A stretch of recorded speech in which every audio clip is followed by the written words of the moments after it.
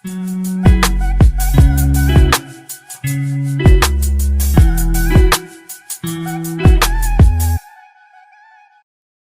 tal? ¿Cómo están? Bienvenidos a Fútbol Lab, un podcast creado por Manuel San Román, y os doy la bienvenida por donde quiera que me estéis escuchando, bien por la página web www.msr-abogados.com o por Spotify o YouTube o cualquier aplicación donde puedas escuchar mi voz o podcast. En el episodio de hoy vamos a hablar de extranjería aplicada al deporte, ya que es un tema que está muy candente y que prácticamente tenemos que trabajar todos los abogados deportivos, les diría casi diariamente. Y es que seguramente te hayan contactado desde un país latinoamericano o desde un país africano para traer a jóvenes talentos a Europa y concretamente a España. Pues bien, si por lo que sea has estado en esta situación, este episodio o este canal de YouTube te interesa. Pues bien, en este episodio vamos a hacer un análisis muy concreto con los condicionantes de que el jugador es mayor de 16 años, de que la nacionalidad no es europea, de que quiere trabajar y quiere dedicarse al fútbol profesional y además lo quiere realizar por un periodo de más de 3 meses, lo que resulta muy importante. Pues bien, te voy a explicar cómo puedes solicitar un permiso de residencia en 5 sencillos pasos. El primer paso que tienes que dar es identificar tu categoría como deportista, y aquí lo que tendrás que hacer es asegurarte de que el club donde vas a competir pertenece a una de las siguientes categorías. Por ejemplo, en el caso del fútbol, las categorías que se incluyen son la primera y la segunda división del fútbol masculino o la primera división del fútbol femenino. Después, en el caso del fútbol sala, ¿qué categorías se incluyen? Pues se incluye la categoría de división de honor de Liga Nacional, tanto masculina como a nivel femenino, ¿vale? En caso del baloncesto, pues es la categoría de la Liga ACB, de la Liga LEP y la Liga Femenina. En el caso de que sea para balonmano, a la Liga Asobal y División de Honor Femenina. En voleibol, a la División de Honor Masculina y Femenina. Y por último, en ciclismo, a clubes que pertenezcan o clubes que estén integrados en el Pro Tour. En segundo lugar, es decir, el segundo paso que debes de dar es que el empleador o quien válidamente tenga atribuida la representación legal, que puede ser un asesor jurídico del club o un abogado externo, deberá de presentar de forma personal toda la documentación requerida ante la oficina consular que corresponda al lugar de residencia legal del interesado. Y es que aquí es importante que sepas que en el momento de la admisión a trámite de la solicitud se deberá de abonar en el plazo de 10 días hábiles la tasa de residencia y de trabajo, y concretamente, si no recuerdo mal, es el modelo 790 con código 052, que lo tendrá que abonar el trabajador extranjero, y el modelo 790-062 que lo tendrá que abonar el empleado. Pues bien, una vez que hayas abonado las tasas y cumplidas las obligaciones empresariales en materia de seguridad social, se podrá iniciar la prestación laboral. Pero ojo, importante, aquí, previamente al inicio de la actividad laboral, la entidad solicitante deberá de comunicar la utilización de la licencia deportiva como autorización de residencia y trabajo provisional a 1. La delegación o subdelegación de gobierno de la provincia, 2. a la Dirección General de Migraciones de la Secretaría General de Inmigración y Emigración, y 3. a la Comisión General de Extranjería y Frontera de la Dirección General de la Policía y de la Guardia Civil. Pues bien, y aquí quizás te estés preguntando, ¿cuál es el plazo de resolución? Pues bien, el plazo de resolución es de 3 meses contados a partir del día siguiente a la fecha en que haya tenido entrada en el registro del órgano competente que tenía encomendado su tramitación. Y aquí una cosa importante que me ocurrió con un cliente que esperaba su resolución, que seguramente nos esté escuchando, es que si en el plazo de 3 meses la administración no ha contestado, se entiende que la solicitud ha sido desestimada por silencio administrativo. ¿Puedes esperar a la resolución? Sí, pero que sepas que de momento está desestimada por silencio administrativo.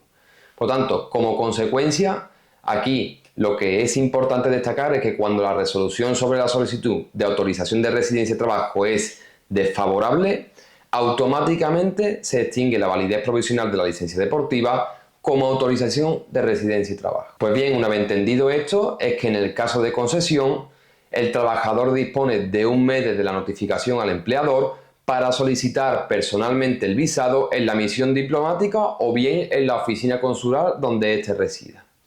Y es que a la solicitud del visado deberá de acompañar el pasaporte ordinario con vigencia de 4 meses, el certificado de antecedentes penales durante los últimos 5 años, el certificado médico y una copia de la autorización de residencia temporal y de trabajo. Pues bien, en cuarto lugar, una vez que se ha concedido el visado, es decir, ha recibido la concesión del visado, el trabajador o bien el deportista deberá de recogerlo personalmente en el plazo de un mes desde la fecha de notificación y entrar en el territorio español durante el plazo de vigencia del visado. Y en quinto y último lugar, es decir, cuando ya el deportista está aquí en España, pues en el plazo de un mes desde la entrada en España, el deportista deberá de solicitar personalmente lo que se llama la tarjeta de identidad de extranjero y puede hacerlo en la oficina de extranjería o en la comisaría donde se haya tramitado la autorización, y para ello deberá aportar una serie de documentos, entre ellos huella de su pasaporte, el modelo EX17,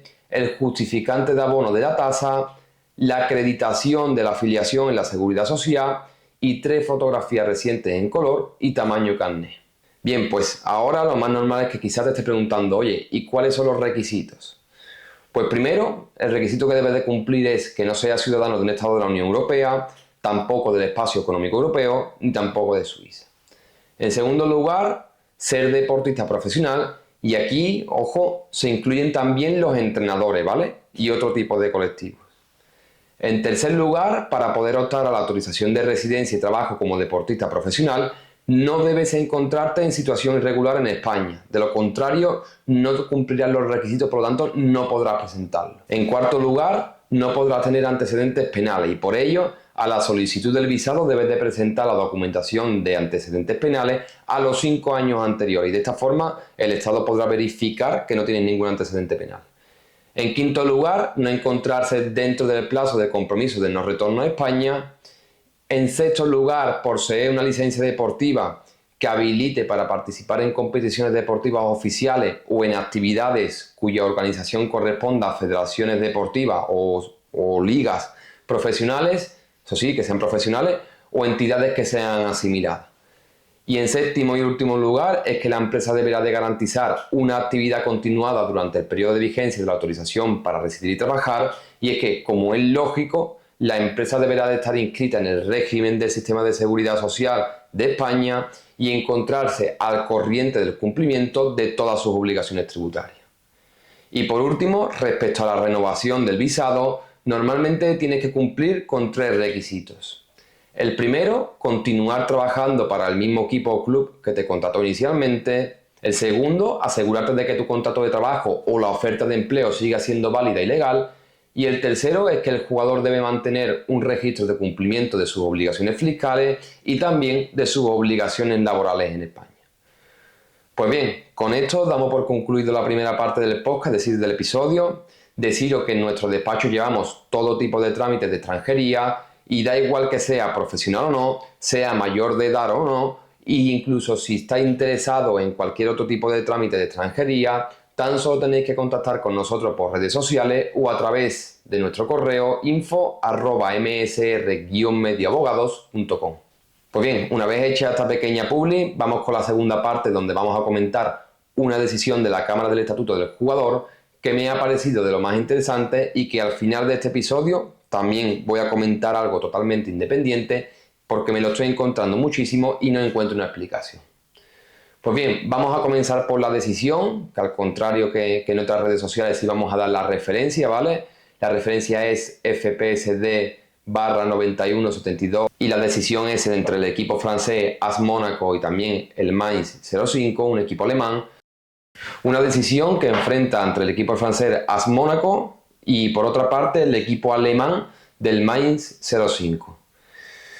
Bien, pues el 1 de julio de 2019 el Mónaco y el Mainz concluyen un acuerdo de transferencia por el jugador Ronael por una cantidad fija de 5,5 millones de euros netos, ¿vale?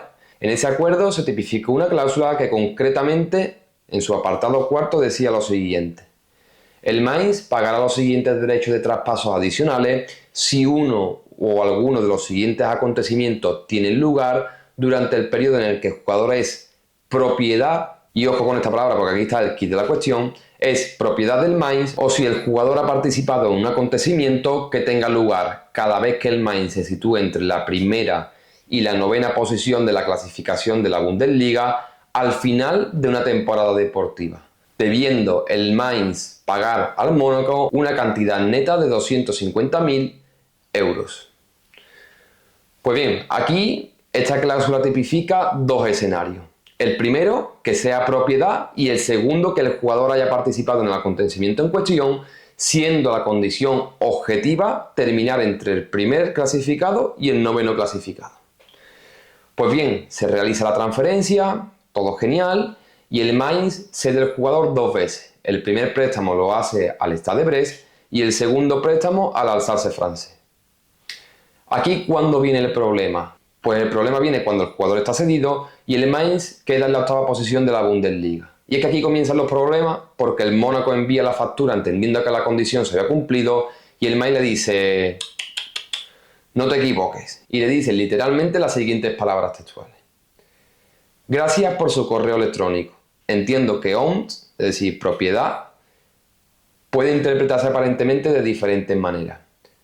La prima de fichaje es, a nuestro entender, siempre una compensación basada en el rendimiento con respecto al traspaso del jugador. Y además, añade, cuando el jugador es inscrito por otro club para la temporada, no tiene ningún efecto sobre cualquier éxito realizado y sigue siendo suspendido y nuestro club no tiene ninguna influencia legal en modo alguno sobre el jugador. Pues bien, tras recibir esta comunicación, el Mónaco interpone demanda ante la Cámara del Estatuto del Jugador, considerando que la prima se activa tanto si el jugador participa en los eventos como si no lo hace, dado que la palabra owned, sin más aclaraciones, demuestra que la intención no era en absoluto considerar que el jugador tenía que estar a disposición del Mainz para validar la prima.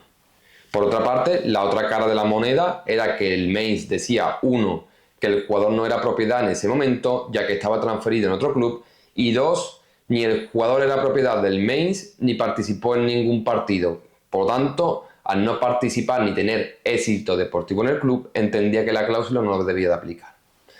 Pues bien, así las cosas, una vez planteados los argumentos de esta decisión, principalmente el juez lo que tenía que hacer, es decir, la función del juez era analizar si era debido el pago condicional de $250.000. Pues bien, en primer lugar, el juez lo que vino a manifestar es que no había ningún tipo de duda de que el primer condicionante se había cumplido, básicamente porque es irrefutable que el Mainz quedó octavo en la Bundesliga. En segundo lugar, el juez lo que hace, y desde mi punto de vista acertadamente, es averiguar qué intentaba dar a entender las partes con el uso de la palabra owned. Propiedad, ¿vale? En plan, para aquellos que me estéis escuchando desde Spotify y no hayáis visto la cláusula, pues cuando diga own es propiedad. Pues bien, hecha esta pequeña aclaración, en este sentido lo que hace el juez es que revisa el contrato de transferencia que firmaron entre las partes y lo que se da cuenta es que no hay ninguna cláusula prevista donde se defina el término particular de own. Aquí, a diferencia de los ingleses, que ponen 2 páginas de término y luego las restantes de contrato. Y es que te comento, o sea, suelo comentar esto siempre porque una revisión que hicimos a un contrato modelo del Manchester City, donde además de venir en 2 columnas en español e inglés, recuerdo que había como 2 o 3 páginas solo de definiciones. O sea, resulta curioso y claro, al fin y al cabo, cuando lees este tipo de decisiones, cuando te vas a dar cuenta de la utilidad que tienen. Pero bueno, continúo que me voy por la rama. El juez lo que hace es enfatizar en la idea de que el concepto de own no venía recogido en el RTJ de la FIFA y que por lo tanto se trata de un concepto jurídicamente impreciso que hace que la cláusula sea en sí misma una cláusula defectuosa. Por lo tanto, teniendo en cuenta de que el reglamento sobre el estatuto de transferencia de jugadores de la FIFA no reconoce el concepto de propiedad de un jugador, el juez único lo que quiso establecer es qué pretendían significar las partes al utilizar este término, es decir, cuál era la intención de las partes. Pues bien, a este respecto, el juez único, al analizar cuál es la intención de las partes, dice que si bien un club no puede ser el propietario de un jugador, esta palabra se utiliza a menudo en el fútbol para describir una situación en la que un club tiene derecho a controlar los servicios de un jugador durante la vigencia de un contrato.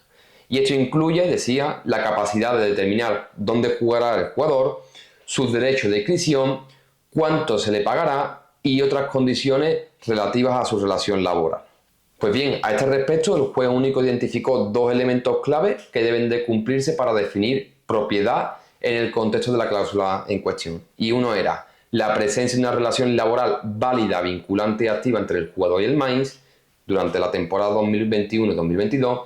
Y el segundo, el uso efectivo por parte del Mainz de los derechos de inscripción del jugador durante la temporada 2021, 2022 y 2023. Pues bien, el juez único, al ver que la relación laboral entre el jugador y el Mainz estaba suspendida durante la temporada 2021 y 2022 porque estaba cedido al Brest, entendió que era difícil o casi imposible dar cumplimiento a la existencia de una relación laboral que fuese válida, vinculante y activa entre el jugador y el Mainz. Pues bien, hecha esta reflexión, lo que dio a entender el juez único es que el Mainz no podía ser considerado propietario del jugador durante la temporada 2021 y 2022, siendo su propietario el club que utilizaba activamente los servicios del jugador mediante un contrato de trabajo. Y además también hacía referencia acerca de la inscripción ante la Asociación Nacional correspondiente. No obstante, la otra cara de la moneda, aunque algo menos parcial, es decir, algo más limitada, el juez reconoció que el Mainz podía considerarse de algún modo propietario del jugador en un sentido limitado debido a la cesión temporal al Brest. ¿Por qué? Porque consideraba que este derecho es en realidad solo un derecho a reclamar los derechos de registro del jugador después del final de la transferencia temporal, lo que difiere totalmente del derecho a utilizar activamente los servicios del jugador, que era el significado que se le había dado al término de propiedad que venía implícito en la cláusula de acuerdo de transferencia. Vamos, en otras palabras, para que me entienda, es que el propietario de este jugador eran los clubes que habían tenido cedidos a estos tipos de jugadores y por lo tanto no se cumplía ninguno de los condicionantes para entender que el Mainz era propietario del jugador, siendo, como digo y repito por tercera vez, el propietario los clubes donde había estado cedido o había estado en préstamo este jugador, ¿vale? Por último, la segunda parte para analizar esta intención de las partes, es decir, para analizar esta interpretación que estaba realizando el juez, es que la parte se ve reforzada por el hecho de que la segunda parte de la cláusula supeditaba la prima a la participación del jugador en un acontecimiento, lo que indica que las partes, pues lo que pretendía era recompensar al Mónaco por todos los posibles éxitos deportivos del jugador que hubiese tenido con el Mainz. De forma que, en conclusión, el juez único lo que determina que el pago condicional tenía como objetivo recompensar al Mónaco por la contribución del jugador al Mainz, pero finalmente el jugador no participó en el logro deportivo del Mainz durante la temporada 21-22. En consecuencia, lo que hace el juez único es establecer que no se cumplían los requisitos para el pago condicional, siendo así rechazadas las pretensiones elevadas por el Mónaco y siendo desestimadas todas las pretensiones de cobrar el bonus. Y para aquellos que no lo sepan, simplemente a título meramente informativo, este procedimiento, al ser un procedimiento entre clubes, no es un procedimiento gratuito y por mi experiencia general te diría que tiene unas costas aproximadas entre el 20 y 25.000 dólares. Este procedimiento en concreto fue de 20.000 dólares con un anticipo de costas de 5.000 dólares propuesto por el Mónaco. Y bien, para terminar con el podcast me gustaría comentar algo que llevo muchísimo tiempo y que no consigo entender o no me termina de cuadrar, y es que he visto decenas de decisiones de la Cámara del Estatuto del Jugador donde el demandado no responde y es, te diría el 99,9% de los casos, ordenado a pagar cientos miles de euros. Y aquí mi pregunta es, ¿cómo con una reclamación de 500.000 dólares no respondes? Quizás es que no tienes conocimiento de esta reclamación, no te ha llegado el burofax, no te ha llegado la reclamación, no entiendo cómo no puedes responder. Si alguien tiene alguna explicación o tiene conocimiento de algún caso donde no se responde por X motivos, le agradecería que me lo dejara en los comentarios de este episodio, que me lo haga saber por redes sociales.